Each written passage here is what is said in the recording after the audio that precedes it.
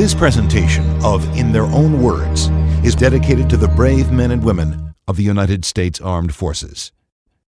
By 1945, the war in the Pacific was supposed to be winding down. Chuck Tatum, who was yet to turn 18, dreamed of becoming a Marine.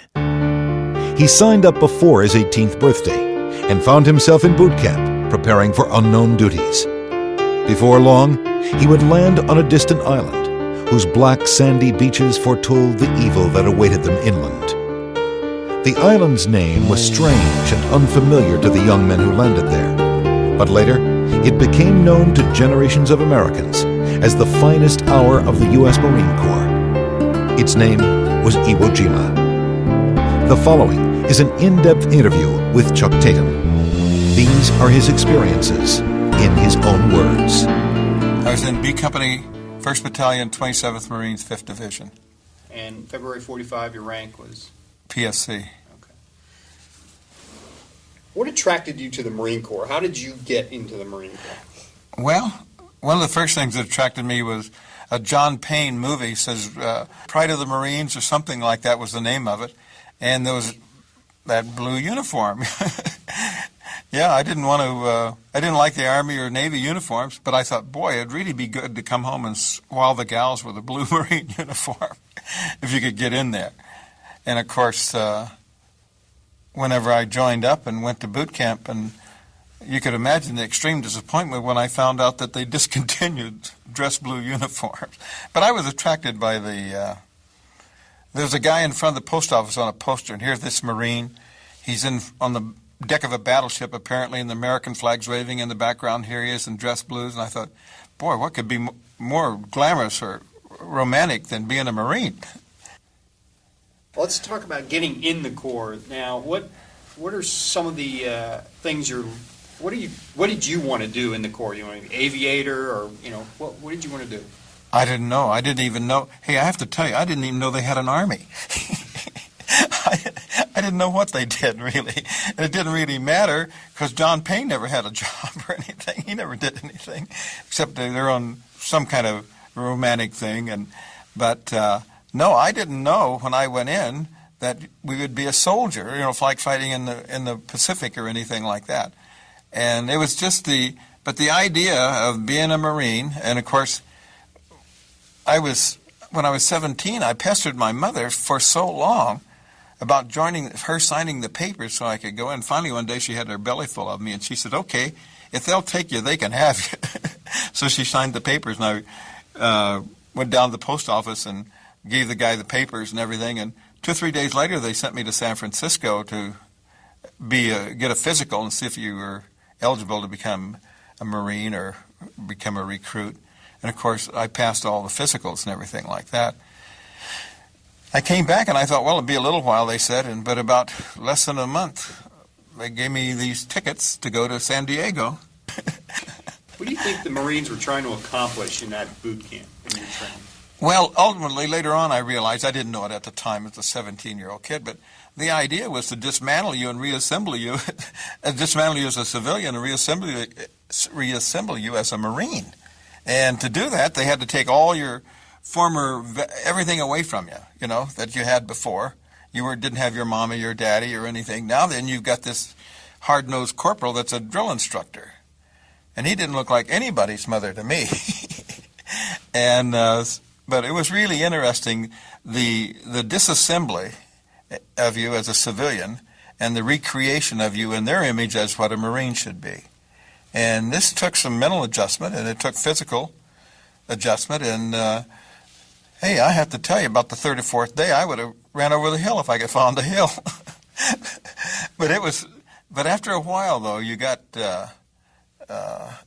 acclimated to it, to the routine and the fact that your life wasn't worth spit to them or anything. And then I had one of the most worst things that happened to me in the Marine Corps was I think boot camp was 8 weeks in those days, and I was in the 6.5 week, and I got sick with a form of pneumonia called catral fever that they had prevalent in the San Diego boot camp, from all these people coming together. And I was in there for 10 days, and I got out, and I thought, well, they told me to go over at this assembly station and that they would give me a new assignment. So I tried to tell the guy at the desk, I said, hey, I had 6.5 weeks in when I went in the hospital. Oh, you did, huh? And he's looking down this list and reading, turns the page, and he said, okay, you're with platoon 684, whatever the number was. He said, and they're coming on that bus right over there. Go over there and get with them. I said, Jesus, those guys are just starting. He said, yeah, and you're starting over. So I was the only guy that did boot camp twice. How did you emerge different at the end of that? Considerably changed. I went from 150 to 175 pounds. I was really transformed, I guess, from a kid into some semblance of a Marine, a rookie Marine as far as that goes. But all the civilian tendencies had been washed away, and you were recreated as this person that the Marine Corps wanted you to be. They had discipline was one of the things that they told you to do, and you had to do what they wanted you to do. And there was no back talk, no second anything. You didn't say, yeah, I can't do that, because they wanted you to do it, and you did it because you didn't want to appear that you couldn't do it among all these other men. And the transformation from a kid to a man to a more manly Marine was quite a transformation, actually. So let's go from basic. You've completed basic, and you're preparing for your first combat. I mean, you're shipping out. You don't know exactly you're going to Iwo yet or anything like that, but you're going to be leaving. I think you were training in Hawaii. Well, we first, as we got out of boot camp, they sent us to Camp Pendleton, and they were forming the 5th Marine Division. It didn't exist at that time. When I got out of boot camp, it didn't exist. It was just a brand new division, and they had these Marines coming from all over the world, all over the United States, descending on Camp Pendleton, and they were going to make a new Marine division out of this unit. And they brought in the paratroopers and the raiders. They brought all those people back from overseas, some of the early combat veterans of Guadalcanal. And they used these sergeants and officers as a nucleus to build this division. And then they poured the recruits out of boot camps. All the people that had recruiting duty, had been in Washington, they ended up at Camp Pendleton. They're in the 5th Marine Division. Tell me about meeting the hero of them all, John Basilone. Well, yeah, my number one hero of everybody in the Marine Corps at that time was a guy named Manila John Basilone. And I just got out of boot camp, went to Camp Pendleton. I'd just gone in the barracks and been there one day, and I was the first guy there. There's nobody in the barracks. Well, there was one other guy, and he was asleep all the time. And they were just forming it, so they hadn't even, the people for B Company hadn't got there.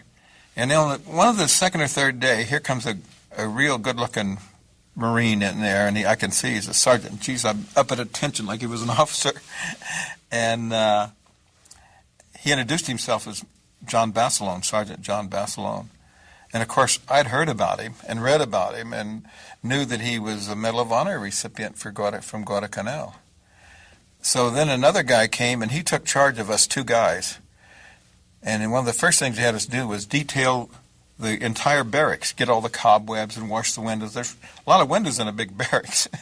We had to detail the toilets, the heads, rather, and everything like that to get it shipshape.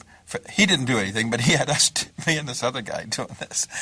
And each day, every time, he would march us up to the mess hall about a quarter of a mile away, just the 2 of us. What was your impression of Basilone? Geez, I was in awe. Here's a walking, living legend of the Marine Corps. How would you ever be in his platoon? And he told us he was going to be in charge of the machine gun platoon. And, of course, my little slip from boot camp said, go to Camp Pendleton, join the machine gun platoon at B Company. Of course, and here he was. It turned out he was a platoon sergeant at the time. And so he was our... here's the foremost instructor and expert on machine guns in the world, or at least in the Marine, in the world, if he was in the Marine Corps. And Basilone was a professional soldier. Well, a lot of people don't realize that he spent 4 years in the Philippines as a soldier in the United States Army before he became a Marine. And he was one of the few guys that, when he went in the Marine Corps, he came in as a PFC and didn't have to go through boot camp. Of course, he was already been a corporal or sergeant in the Marine Corps, in the Army in the Philippines. How did he come across? Was he just this natural, this magnetic, charismatic? What kind of guy? Yeah, the first time I ever heard of it, I didn't know it at the time, was the word that you would use today as charismatic. You know, he had charisma. He had the instant ability for people to like him, you know. You just didn't, and you'd have never known that he had a Medal of Honor from his lips. He would never have brought it up, mentioned it, or anything. But he was just, to say he was a regular guy, he was a regular sergeant. Somebody said, well, how well did you know him? I said, well, I was in his platoon. We didn't go on liberty together. We didn't pull. Platoon sergeants don't take PFC or privates on liberty with them or anything like that. But he had friends among the sergeants and everything like that. But he was in fact, he was almost, he had a lot of fun. He could fall into formation with his head on Napoleon style, crossways. And no officer ever said anything to him about it. Or he'd fall in with his boots unlaced and give some kind of a funny salute, you know. But it was just part of his personality. He was just a fun-loving guy, really. And people wondered why, after you won the Medal of Honor, why would you go back into combat? Well, they forgot that he was a professional soldier. This is what he did. This wasn't some wartime interlude on his part. And if you're going to be a professional soldier, you have to go where the fighting is. They wanted him to stay in Washington. They gave him every opportunity. The commandant, Holcomb, offered him a desk by his. He told him no. He wanted the fleet. Give me the fleet. And he often, I never heard him express this to me or anything, but he expressed the thought to other people that he couldn't hang around Washington when there was guys in the field yet. So let's talk about getting ready for Iwo then.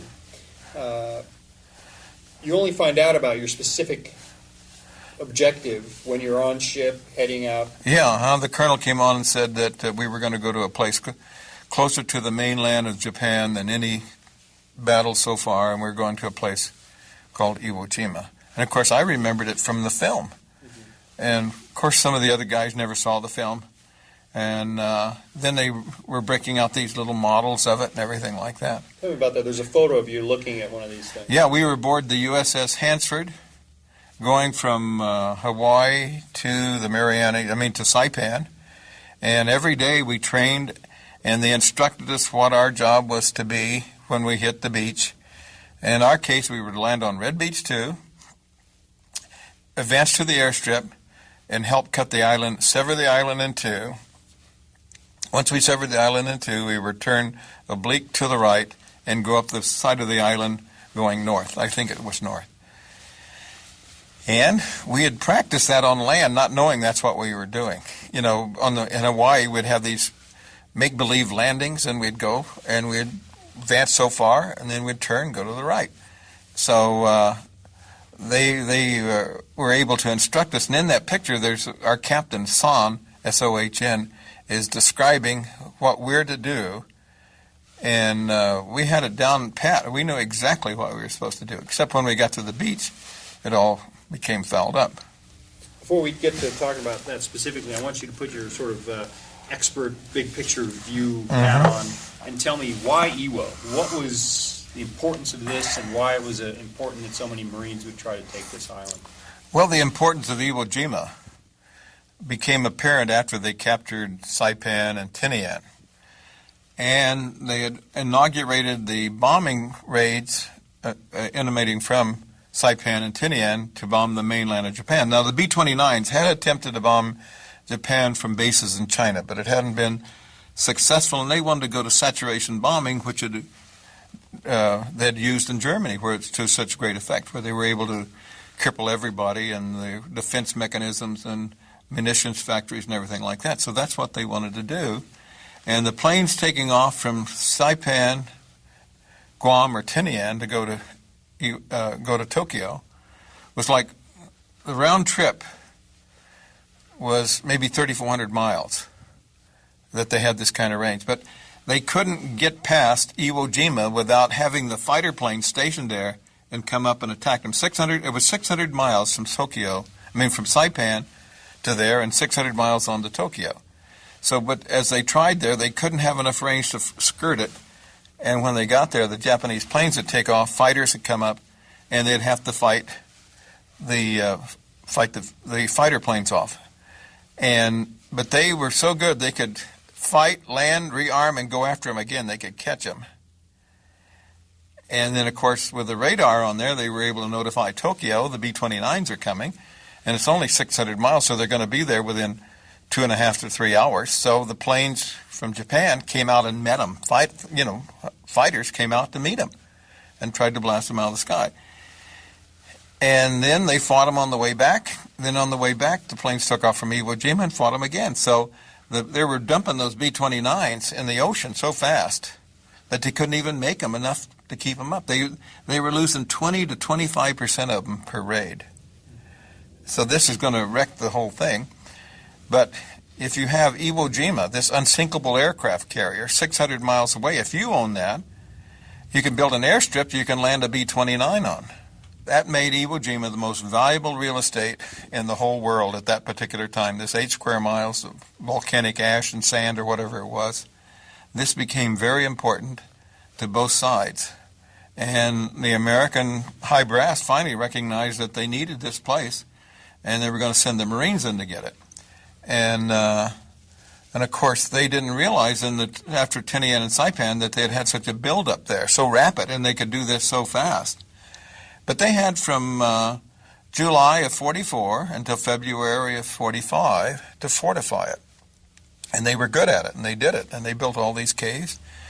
And at Iwo Jima, everybody, 22,000 people, however many soldiers they had, lived subterranean. There was no buildings above ground. There was no trees. They cut everything down. They stripped the land, and they set up all these predetermined fields of fire. They didn't even have to move the guns. When you walked into this sector, advanced to it, they could open up with that sector's weapons. What was defense in depth? Explain that. Defense in depth is the military term is defended triangularly in depth. You have one point here and here, and if you attack the A point, these 2 points back here can shoot at you trying to attack it, and if you get it, they can leave that and go on subterranean back to the other, and they fell back, they got stronger and stronger because the triangle was ever widening in their defense in depth.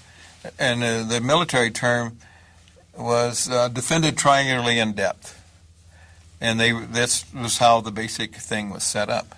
Now, you were on one of the first, if not the first, wave. We were in the first assault wave. Yeah, there was a wave before us where the Amtraks, they had some armored Amtraks that went in and looked for targets of opportunity. There wasn't any, and they turned around and went back into the ocean and went out later and fired their weapons from the shore, from the ocean into the shore. And but we came in those amphibious tractors from an LST. Describe that coming in. What are you hearing? What are you seeing? What's going on? Well, I was a machine gunner, and aboard the Amtraks they had 250 caliber machine guns, and the Navy didn't operate them. Whoever went in had to operate those. And my gunner and I, my assistant gunner Steve Evans and I, were operating these 50 calibers coming in, and we're setting up high, and we can see, and everybody else is hunkered down in the tank.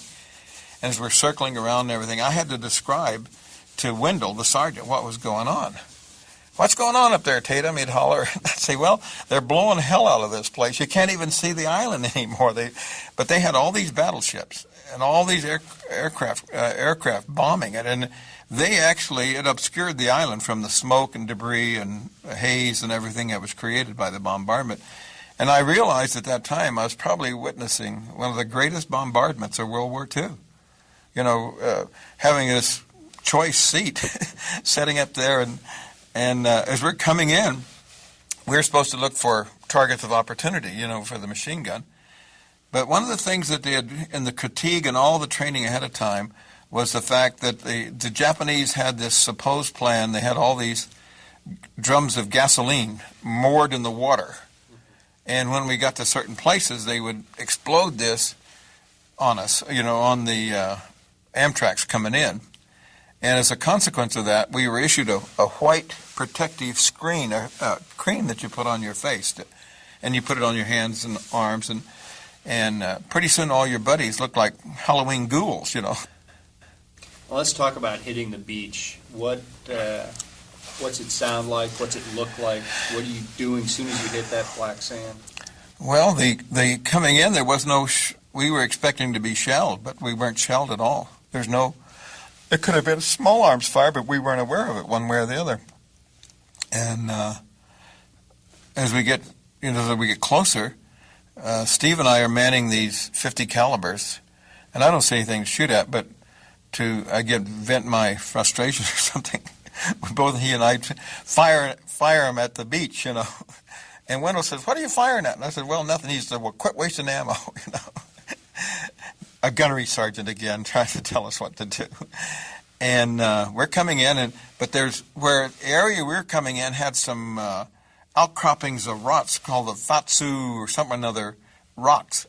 And instead of being able to go straight in and stay in our formation, we had to swing out around this coral reef that blocked it. You can see it in the maps of Iwo Jima. Some people went one way and we went the other. And as soon as we hit the beach, the Amtrak was to go in, turn 90 degrees, they dropped the ramp, and everybody ran out. Except Steve and I had another job. They had sea rations in wooden boxes lashed to the sides of the Amtrak with ropes.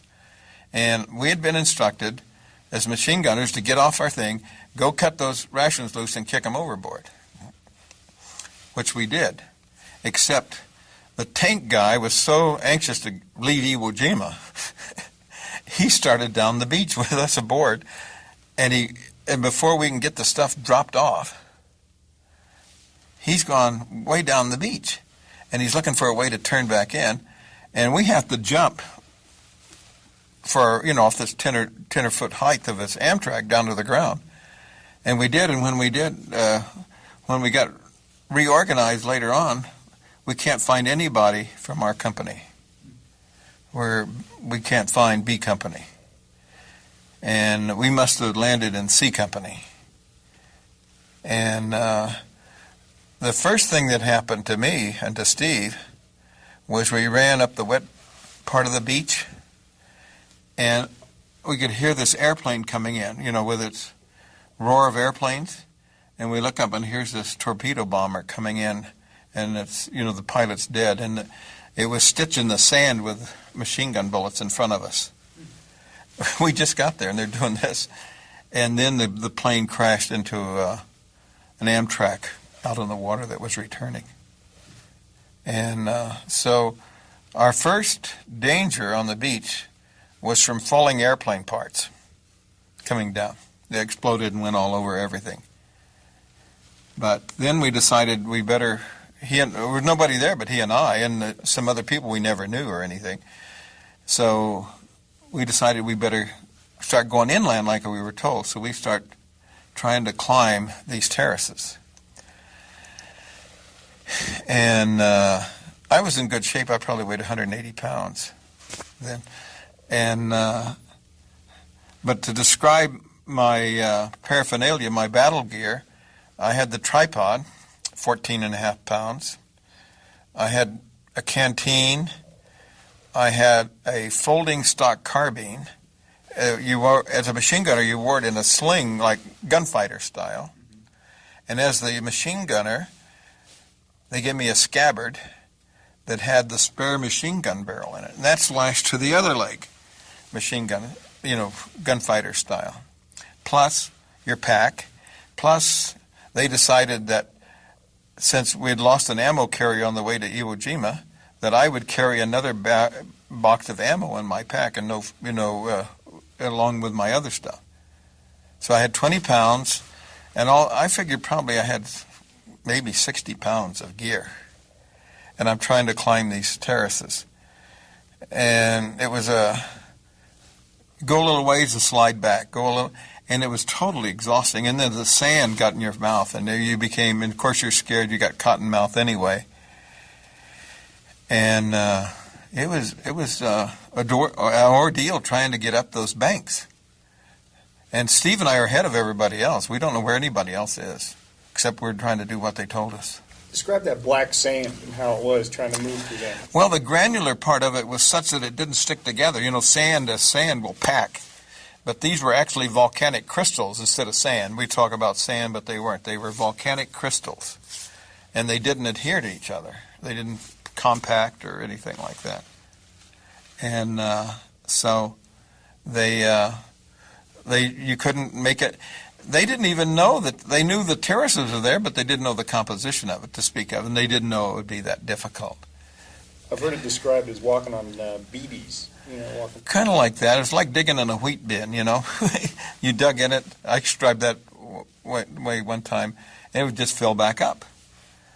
But we were fighting our way up there, and looking, and I'm thinking, Jesus Christ, am I going to be in trouble? Wendell's going to be mad at me for getting lost and not being with the platoon, you know, and on and on and on. And but we couldn't see anybody we knew, except I saw some guys from C Company that I remembered. And that's where we were at until later. And this is where Barcelona comes into the story. Okay. What, in general, what's the commotion like? I mean, are the Marines taking hits around you? Is it fire, anything, or what? There's no fire at all yet. There's no one shooting at us or anything. It's so quiet. You could hear the motors coming into the next waves, and we could see the other waves were piling up. And, of course, the Japanese didn't open fire on the first wave. They want 3 or 4 of them. They want the beach compacted with people before they were going to expose their plan. Because we had really expected to be shelled coming in. You know, why wouldn't you be? They did it everywhere else. But there was no appreciable, there was no shell fire directed at the Amtraks coming in. On the first objective, I mean, I guess we can talk about this where you're not trying to knock out that bunker in Barcelona and you're seeing this larger-than-life figure start to take over. Can you describe that, pick the story up from there? For about Barcelona? Yes. Well, you know, it was about the third wave, and Steve and I are on the second or third terrace about this time. And when I look back at the beach, there was the only Marine enlisted man I saw standing up. Now, everybody else, including myself, was attempting to dig to China with their hands. And I look back, and here's a guy standing up, walking on the beach. And I'm thinking, Jesus, why didn't that? Then I realize it's Barcelona. And the people who stopped never even got to the terrace. He's kicking them, saying, get up, what are you going to die on the goddamn beach? You know, get going, get inland, do as they... And so that was the first time I looked back and I saw Barcelona. Then the bombardment, then the shelling started. The Japanese unleashed their full might of their assault on us on the beach. And up ahead there, and not knowing any better, I see this black sand explode. And I thought, boy, that was a hell of an explosion, you know. And then I see another one and another one there. I thought, God darn, that guy put 3 in a row right in the same spot. And by this time, Barcelona and his people have moved up to where Steve and I are. And Barcelona comes over there, and he said, you know, gave me the signal. There's a signal, you know, means go in action on my point. And I can't see anything. I don't know what's happening. But we're trying to get the machine gun ready, and Steve gives me the ammunition. I pull it back, and the thing won't fire. It's got sand in it. So I have to roll over, and he takes my cleaning gear out. I have to clean the machine gun on the beach during the explosions and everything. But we get it cleared. And Barcelona, then I can see the wind blew the smoke away from this thing. I can see the muzzle of a field piece shooting down the beach into the 4th Marines. And Barcelona gave me the signal, and I started firing at it. And it wasn't hitting right. And he moved us obliquely to the right, made us move, gave the signal to move to the right. And we started shooting at it, at the aperture of it. And, of course, they slammed the steel doors closed. Somewhere Barcelona found, probably from Ralph Belt's demolition squad, he found a demolition man. And they have a trick where you can keep firing and the guy will walk right up the field of fire. until he gets, as long as you keep it closed. And when you get there, you're to quit. Well, whenever the guy got to the right place, Barcelona whacked me on the head, on the helmet, to cease fire. So I quit. And this guy runs with this 10-pound charge of composition C2, and he throws it at the aperture of the machine, of this field piece. Of course, 10 pounds of C2 could open up anything. So it blew the doors off of this machine gun thing, this emplacement, rather, this blockhouse, huge blockhouse. And then Barcelona gives me the signal to commence firing again. And now he's kneeling down beside me, and Steve and I are firing into it with a machine gun. And then he sends a guy up with a flamethrower. Found the flamethrower from the same demolitions. And he walked it, and then he had to stop firing. And the machine gun, the demolition guy with a flamethrower goes in, gives it a couple of squirts of that deadly napalm into the aperture of the field piece, like shooting into the building of the gun. And I'm thinking, Jesus Christ, I've only been here an hour, and this is really exciting, dangerous. And then Barcelona stood up a straddle of my body. I'm laying down in the sand firing. And he reaches down and he unhooks what's called the pintle hook, which leases the gun from the tripod. And he leaned over and screamed in my ear, "Get the belt." So I knew that, so you can't fire a machine gun in a .30 caliber unless somebody feeds the belt in right, or otherwise it'll jam. And he grabbed the machine gun, and the machine gun had a handle on the front of it called the Barcelona bail. And he grabbed it by the bail and the thing, and he starts running up this area leading to this, where the gun housing was. And as we get to the top of this revetment, or this area, the Japanese start running out of the back. And they've got this napalm all over them, on fire. And he takes a machine gun as they run out, he shoots them all. And they just fall dead. And I used to think it was kind of like a mercy killing, because I figured those guys were dead already. They were dead. They just hadn't fallen over yet or anything. And that was our first experience in combat. And for this, for his actions there that day in eliminating this huge blockhouse on the beach at Iwo Jima, he would receive posthumously the Navy Cross.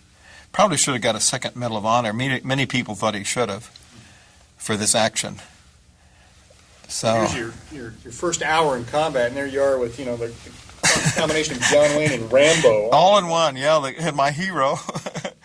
And to have participated I always thought it was being a partner to history to some degree. It wasn't, and the fact that he took charge. But the thing that he did too was to get people moving off the beach. It ground to a halt.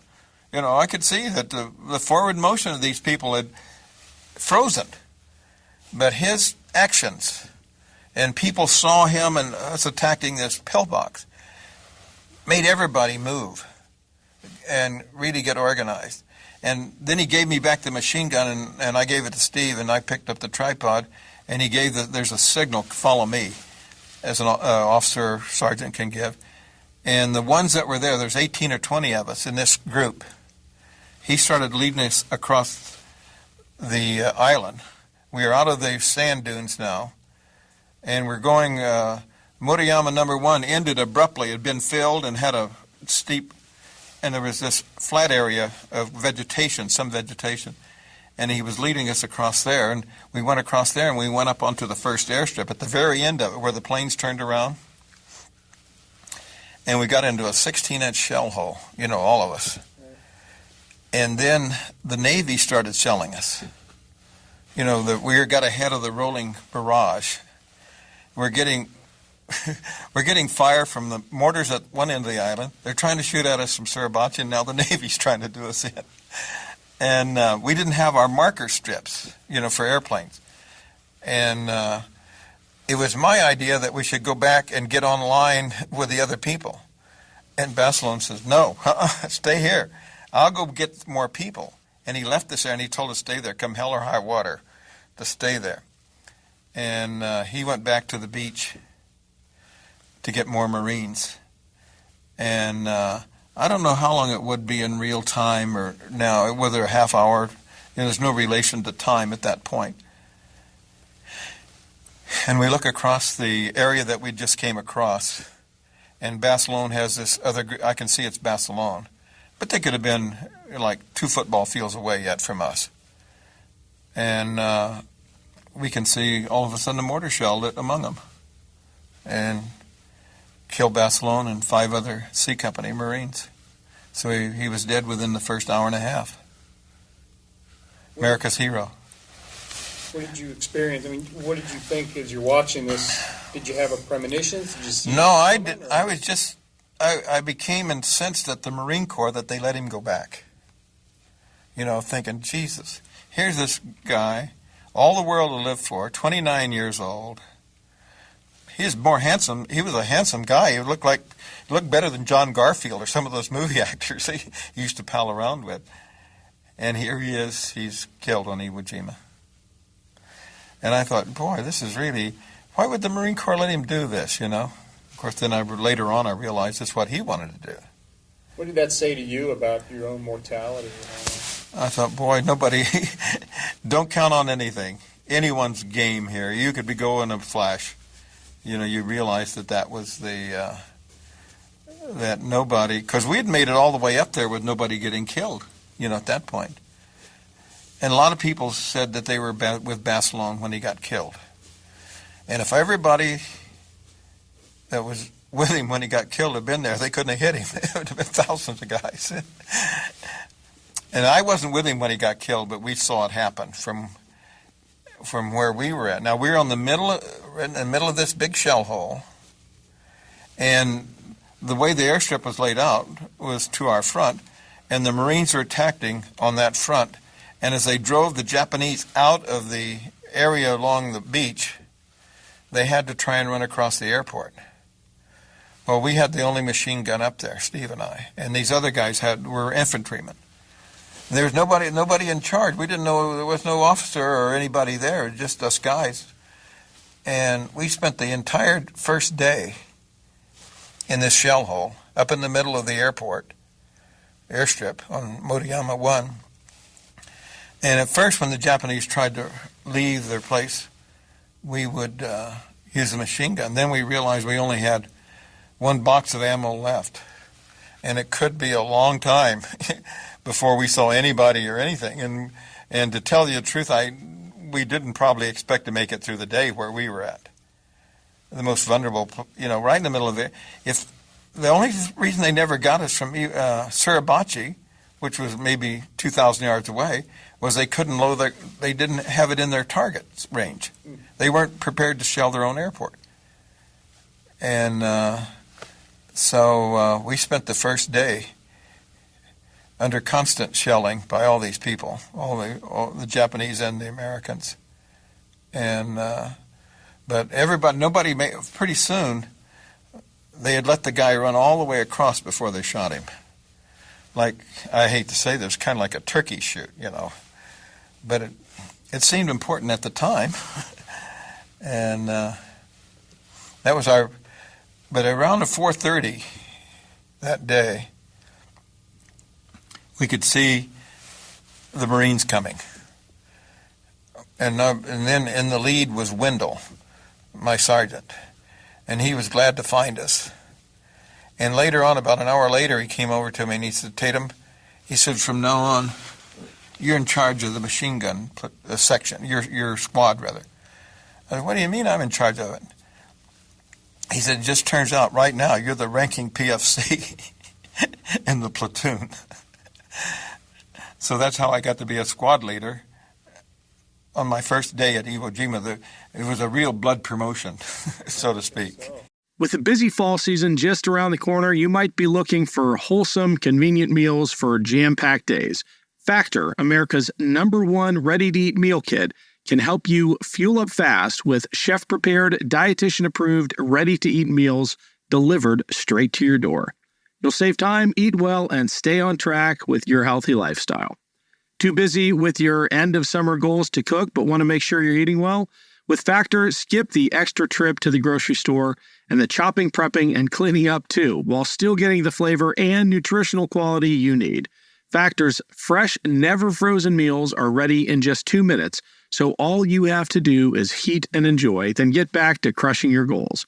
Level up with Gourmet Plus options prepared to perfection by chefs and ready to eat in record time. Treat yourself to upscale meals with premium ingredients like broccolini, leeks, truffle butter, and asparagus. With Factor, you can rest assured you're making a sustainable choice. We offset 100% of our delivery emissions, source 100% renewable electricity for our production sites and offices, and feature sustainably sourced seafood in our meals. This August, get Factor and enjoy eating well without the hassle. Simply choose your meals and enjoy fresh, flavor-packed meals delivered to your door, ready in just 2 minutes, no prep, no mess.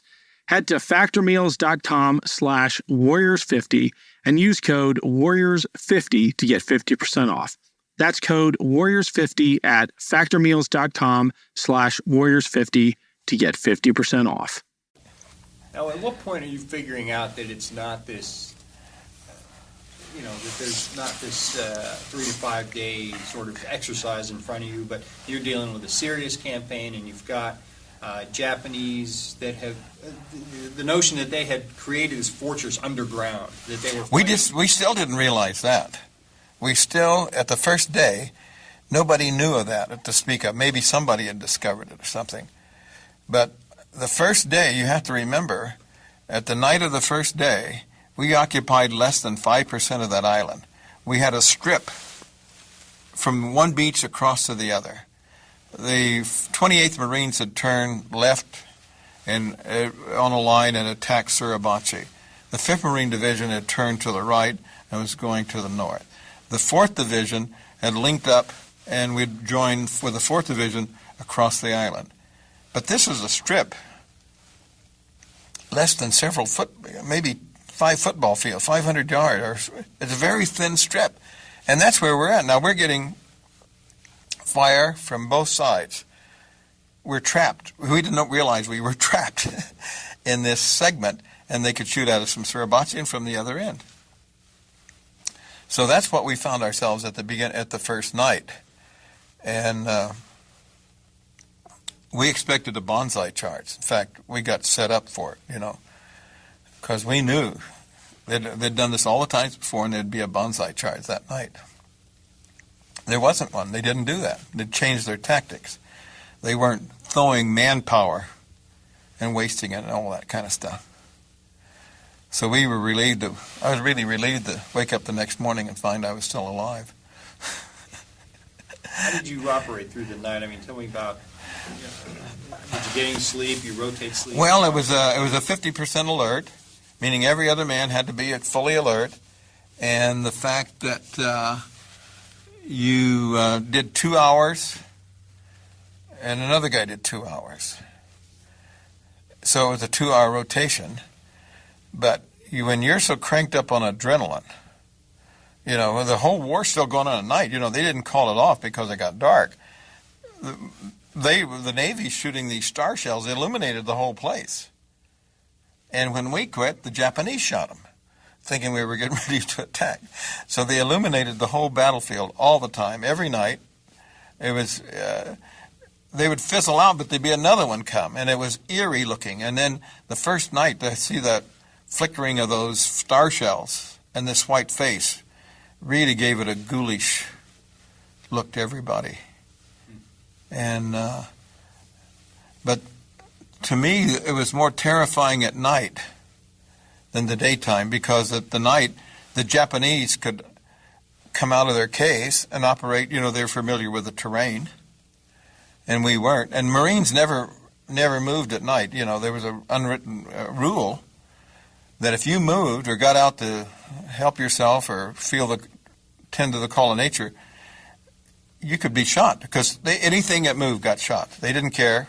It was just a rule, and that was the way that we protected ourselves against infiltrators. Right. Now, what about your biggest fear? I mean, was it snipers? Was it mortar? Was it, the bonsai charge? What were you most concerned about when you were moving? And taken up position? My biggest concern was that I'd run out of luck, run out of chances. How many days can you stay there and not get killed? All these other guys got killed, and here you're still here. And you could have kind of a survivor guilt, after a while. Because from my squad of 7 men that we landed with, 2 of them got killed on the beach. Corporal Whaley got killed, and Thompson got killed. So the squad of 7 that we landed with is 5. And what that means is that you're short of ammo carriers now. And but I think the fear that most people have was, first off, you could certainly get killed here, and every day you're there, or have you used up your chances, or the dice rolled wrong, and that was kind of the thing in the back of my mind. But I always felt I was going to make it somehow or another. I felt I was going to make it, and I had guys that told me they weren't going to make it, and they didn't. How did you get yourself motivated to do what you needed to do every day for more than a month? Well, I wasn't there a month. I was only there 2 weeks, but it was every day you had to just gather up your courage and go, because there's no way you're going to let these guys down. There's no way you're going to flake out on them or not go. When they say saddle up, you got ready to go. We're moving out, and everybody got up and moved out. I never saw a Marine fail to get up and go. And I think that other people felt that same way, that couldn't let anybody down, after all the people we'd lost and everything. And our company, B Company, landed with 258 men. And later on, they had 258 men with 8 officers, and they left with 1 officer and about 32 to 36 men, if I remember right. And half of them had been wounded once already. And not counting the replacements that we'd received during the battle, the attrition was really horrendous. In fact, the 27th Marines as a regiment was so used up, so expended in the battle, using all the people, that finally they had to make a composite battalion out of a regiment. They took all the units that were left and made 1 battalion, combined them all together, because they had to fight. See, the 5th Marine Division fought 6 or 7 days longer than the others because of the island as it narrowed at the other end, in the Badlands, as they called it back there. The 4th Division got squeezed out, then the 3rd Division got squeezed out, but the 5th Division had the last, roughest part of it where General Suribachi's headquarters were. And some of the heaviest, nastiest fighting went on in these rocky gorges and revetments and everything like that. It was beyond the 3rd airstrip that this started. The terrain was always bad, but at the end of the 3rd airstrip, it was really horrendous, and couldn't have found a worse place to have a battle. I think you described it as between a rock and hell. Yeah, it could have been. Yeah, that was a good description of this land, and a lot of people. I only knew of maybe just a few guys that made it all the way without anything happening to them. Who are you fighting for? What are you doing this for? I was probably fighting to stay alive, basically, and to make it through it. And of course, for you to make it, other people have to make it. So you have to be concerned with everybody. And the losses that we suffered in B Company were so horrendous that it was just...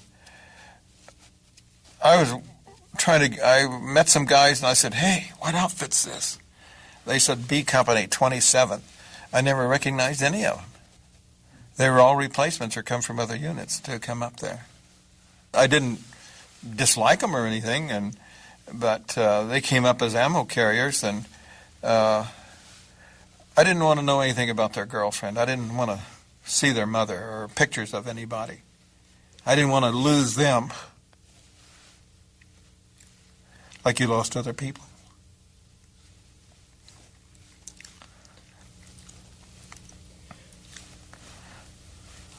Great story.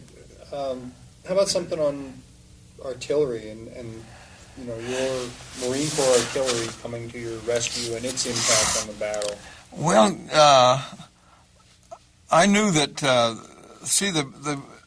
the artillery we had was pack holisters there, because they couldn't use long rifles or anything like that, because they needed to shoot shells up that came down in a short distance. But they were way in the back. They were still, when they unloaded them on the beach the first day, they set up and they probably fired there, because there's pictures of them with enough brass around it, shells and everything like that. And I don't know how many rounds they fired. But we were always glad to see the artillery open up. Although in all honesty, it never did anything to the emplacements. When you consider their sanctuary is 8 foot of concrete with reinforcing bar and everything like that.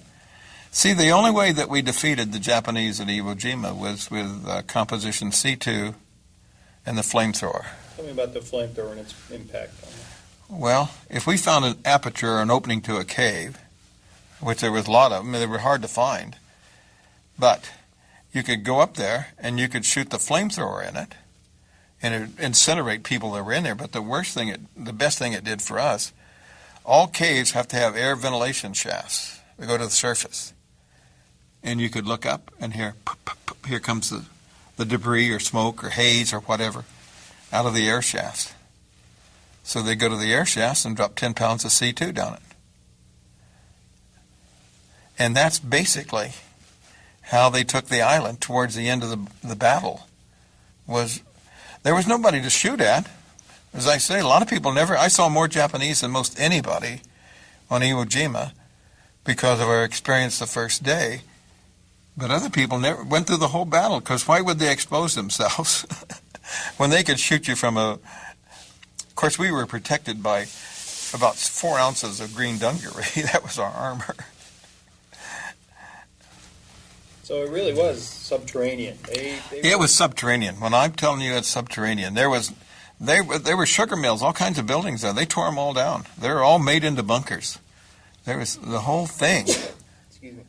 That's right. The whole thing was defended. This Suribachi. See, the Japanese soldier was a lot different than the Marines. These men had been soldiers in China, in different battles already. So when they come to Iwo Jima, they were experienced soldiers, fighters. And some of them were Marines, some of them were naval.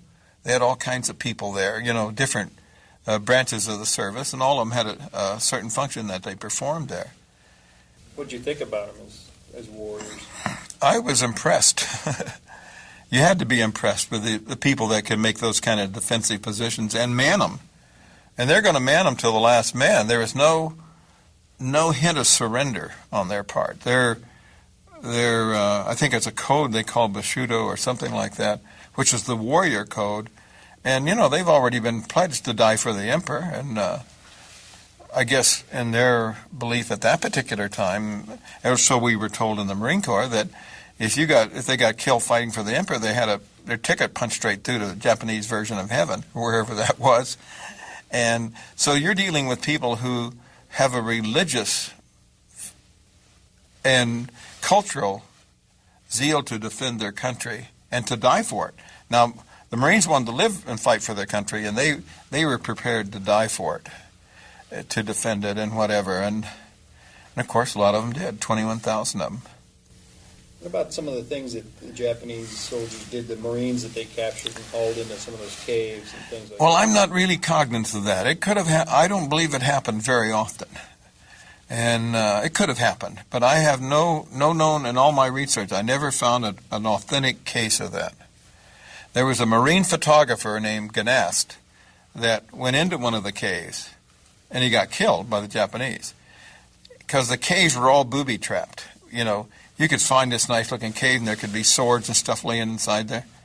Don't attempt to go in there, because they'd have tripwires over. They could explode the whole thing. One night, we were up there on beyond Hill 362, and we were on a ridge, and below we could hear the Japanese digging and doing all that. And then they were trying to get them to come out, the interpreter was. And they told them, no, they weren't going to come out, they were going to blow the whole place up. that night, they blew that ridge up with us on it. It was like I guess it would be like a earthquake. I don't know how much, they blew it up. Marines were laying everywhere. I got through it all right, but they blew that ridge up like they said they were. They committed harry-carry, or whatever they called it at that time, harry-carry. Kind of hard to sort of rationalize with these people, get them to surrender or anything when they got nothing. Oh no, we had they had loudspeakers, they had everything. Because see, if we were instructed to try and capture prisoners. We weren't just to randomly kill them or anything like that, but if we could capture a prisoner, that was really because they wanted to take them back and interrogate them. And the Japanese, they told you anything you asked them. There was no name, rank, and serial number with these guys. They'd tell you anything you want to know, the name of their unit, how many guys there was, or anything, because in the Japanese mindset, their military mindset, these men were instructed to die for the emperor.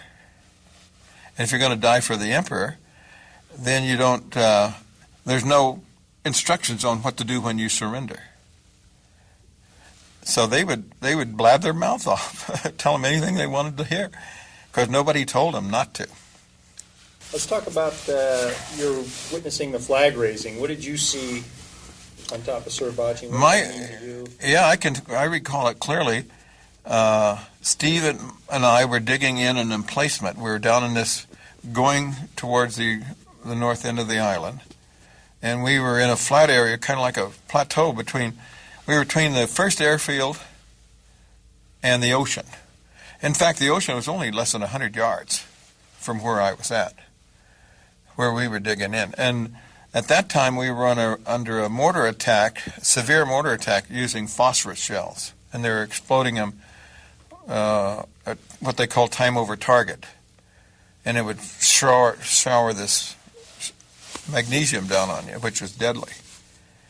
And instead of digging down deeper, Steve and I were attempting to tunnel back into it to get more protection.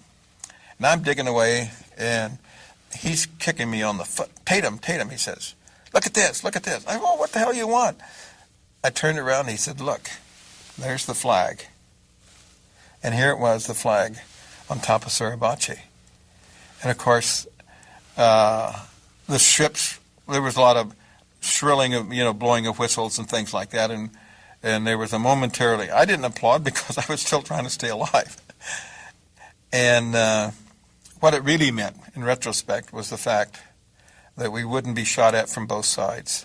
That was my thought about it. Thank God they took that Suribachi, that ugly rock up there. Tell me that again. What did it mean to you immediately right then? It meant immediately to me that we wouldn't be shot at from both sides. But this strip of land we were in, they now had removed the menace from one side of it. But at this time, we still don't have much of the island. I'd say less than 30%, if that much. And what we didn't know at the time was that the real battle had just begun.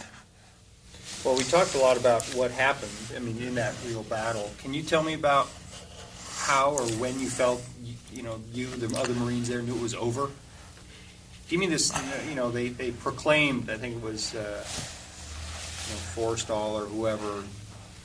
Well, Hall and Matt Smith, they declared the island secure, I think, 15 days before the Japanese heard about it. They didn't tell them that we had won already.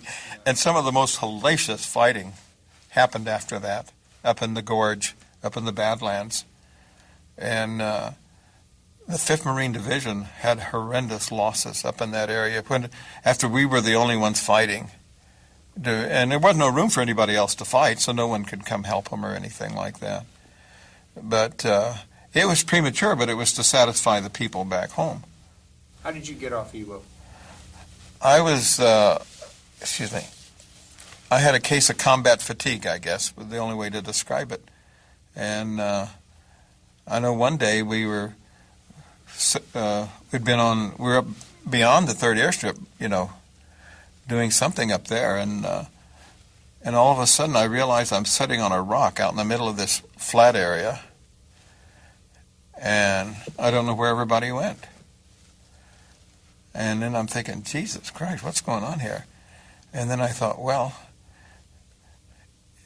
you better go find somebody. If you stay here, they'll think you deserted, and the Marines will shoot you. And so I start looking. That's when I ran into guys. I asked them where B Company went, and they said it went over that way. And this is like a phenomenon or something. In through these rocks, these crevices, comes Sergeant Wendell. And he came and got me, and he took me back to where the platoon was. And he said, "Are you all right?" And I said, "Oh, yeah, I'm all right now." And but about an hour later, he came over and he got me and stood me up, he said, "You're out of here." I said, "What do you mean I'm out of here?" He said, "You're out of here. Get your ass to the back. Go get some help." And Tremulous, the section leader that was there, had dysentery so bad he couldn't walk hardly. And he said, "And you're out of here too." So he sent Tremulous and I both back.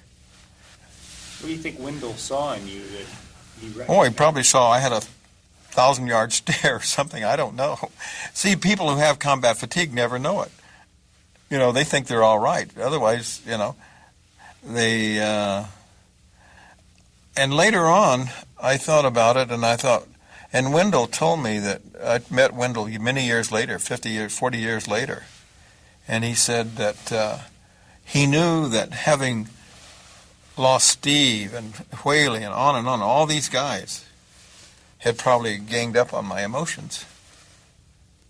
And it was hard to deal. See, how many people ever see somebody they killed? Very rare. Then when you see all these people you knew, killed under the most violent of circumstances. Combat fatigue would be kind of like, a guy described it this way. He says, well, what if every time you started to cross the street, you almost escaped getting run over by a Peterbilt truck? Now you got to do this 300 times today. What would your emotions be?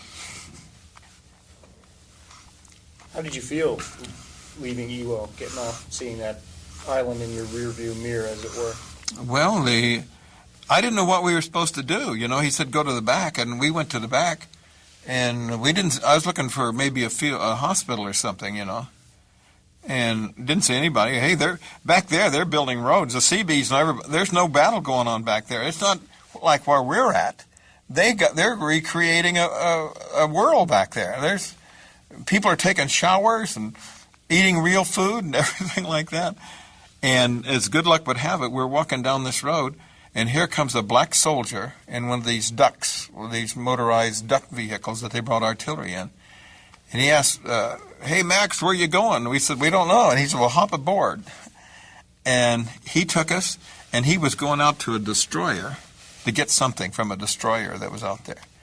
And we rode out there in the destroyer and got off on a destroyer and spent the first night there, you know. And, of course, these guys are really tickled to talk to somebody that was there.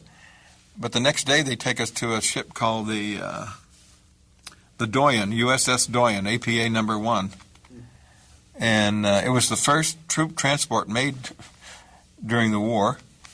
Even had tile showers, tile floors, everything. It was really like a little luxury liner. And so that's where they left. Tremulous and I went the second day after. And I thought the war would never end. I knew they were out to get me because we're aboard the ship, and it's laying, you know, how many yards off the island, I don't know. And the Japanese decide to shell this ship from the island. They put one on one side of the bow, one on another, and the third one tore the boom off the ship. And they got all these, there's ambulatory Marines, and there's ones, they're so full, they're laying on stretchers all over the forward deck. And here comes all this debris, wood, steel, cable, but nobody got hurt. Miracle. Pretty soon you can see they got that ship in gear, and it's leaving that territory real quick. So we went from there to Saipan. What did they do for you? I mean, did they do anything? No, they didn't do anything. There's nothing how can you treat combat fatigue or anything? But just being off of there, you start to recover immediately. You know, your outlook improves and everything changes with that. And I didn't have any pretty nurses or anything come console me or anything like that, like other people I knew. But the fact that, the first thing I did, I didn't have any money, and they had a PX there. But the PX don't give you anything unless you got money. So I sold my carbine for $20 to a gun-happy sailor. And Tremulous sold his for $40. And I thought, Jesus Christ, are the Greeks better salesmen than I am? And we went down and loaded up on ice cream at the pokebait at the ship stores. And bought some clean clothes, clean underwear, and the only thing they could give us was Navy clothes. So I had to I spent 2 or 3 weeks in cast-off Navy dungarees. People thought I was a sailor, which was... I would have given you $40 for your folding stock carbine. Yeah. Tell me about how you assessed that this was worth it. I mean, there's the facts. I mean, about the B-29s and all that. Well, I knew it was the first day I saw a B-29 land there. You could see how important it was, how happy those guys were to find a piece of land they could put that.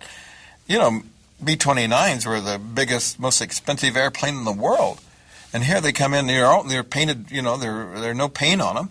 They're just silver because they could fly so high, and they didn't want to even paint them. And they landed that thing there. It pretty rolled into Japanese territory. They repaired it and it took off. And you could see that this was really important to them. And after the war, the statistics on it, of course, was that the capture of Iwo Jima, even though it cost 6,800 American lives, that there was 25,000 airmen saved, not counting the B-29s, by the conquest of Iwo Jima. When you think about Iwo Jima nowadays, what are your first thoughts? What's that first image or that first feeling that you get when somebody says, "Were you at Iwo?" or "Look, there's that flag picture again," you know, or whatever? What comes to mind for you? Well, first I was proud to have been a Marine. I'm proud to have survived Iwo Jima. I'm proud to be a messenger or courier or relater of tales or stories regarding it. And it's through my good luck to be a survivor that I feel this strong obligation to perform this. And I know many people feel the same way. And when I see, to this day, if they play the Star Spangled Banner, I can see that flag.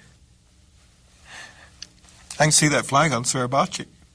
I think it represents America. It's our freedom, the fact that this flag raising became an icon of the war, or was used in so many ways, and probably the most duplicated photo of all times, in my opinion. I guess someone told me that one time, and to this day, I can't listen to that without seeing that in my mind's eye. The battle for Iwo Jima became the bloodiest in Marine Corps history. But for survivors like Chuck Tatum, it also represents the best the Marine Corps and the United States has to give. For despite the 23,000 U.S. casualties, including 5,400 dead, the flag atop Mount Suribachi is a symbol of his nation's willingness to fight for freedom, liberty, and the right to a better life, no matter what the cost. We hope you've enjoyed this presentation of In Their Own Words. This program was created and produced by First Person Productions Incorporated in association with the Documentary Broadcasting Company. Produced by David Benson. Content written and produced by Rod Pyle. Engineered by Greg Bartheld, Brian Donovan, and Rod Pyle. Narrated by Bill Ratner. This production is copywritten by First Person Productions Incorporated. Any unauthorized broadcast, public performance, or copying is a violation of applicable laws.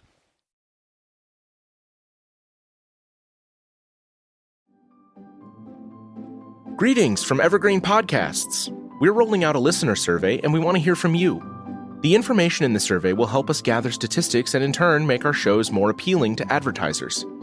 I know most people don't like ads, but this is one of the only ways our shows make money and help keep their lights on. We promise it will only take a few minutes, but the impact on our podcasts will be tremendous.